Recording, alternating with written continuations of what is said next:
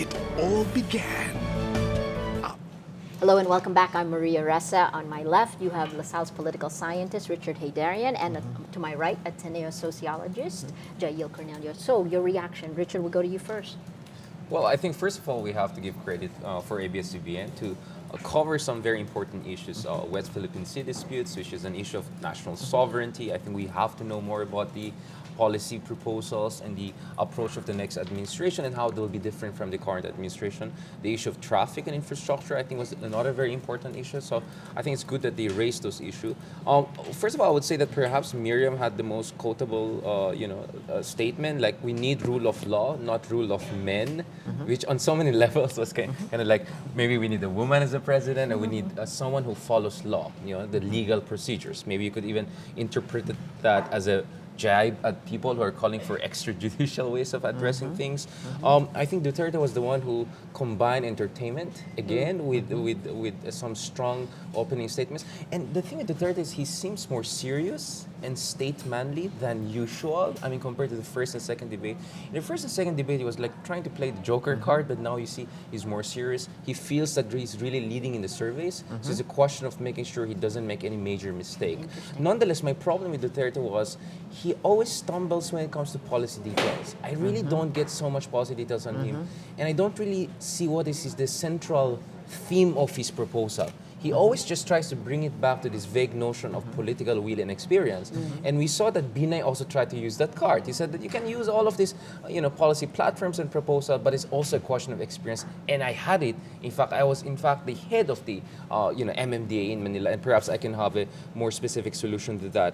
Going to Post, I think she was the most detailed on policy proposal, which it's part of her strategy of showing she always does her assignment, and she has very good advisor, both on the West Philippine Sea issue, on the infrastructure issue. She was very detailed, but she seemed more worried than usual. In the first and second debate, she looked very confident. She really looked like the leading candidate. Now you could see that she has a little bit tanked. The optimism is not in her face. It's more of a sense of urgency.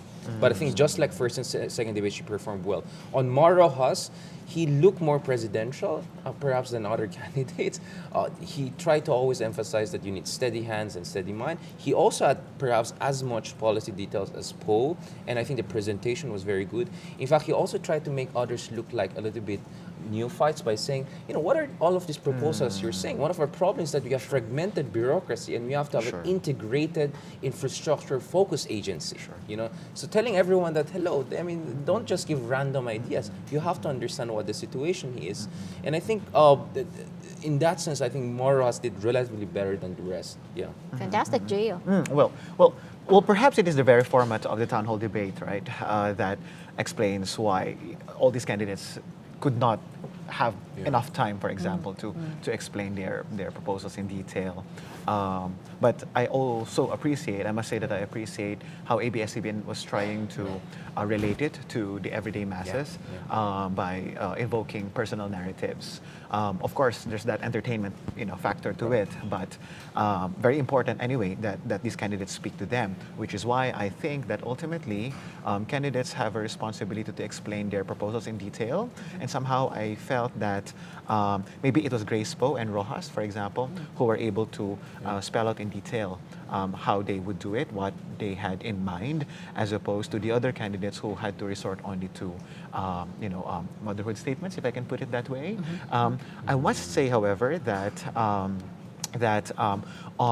maybe Richard has something else to say here, but I felt that in as much as Rojas was sharp on point on the West Philippine Sea as both an international problem and a personal problem, I thought that was really smart. It was not really very different also from what Miriam and Binay were saying, right? That at the end of the day, it's both the problem of the fisher folk and also an international problem that they have no choice but to rally world opinion behind us. Do you agree with Richard that Mar perhaps did the best in this. Well, in this because round. because I'm an academic, I really appreciate incisive explanations, and so Rojas, I think, got it at least in this round. But it's a close fight Yeah. with Poe. Yeah. I think we see Yeah. similarity in the first and second Yeah. debate.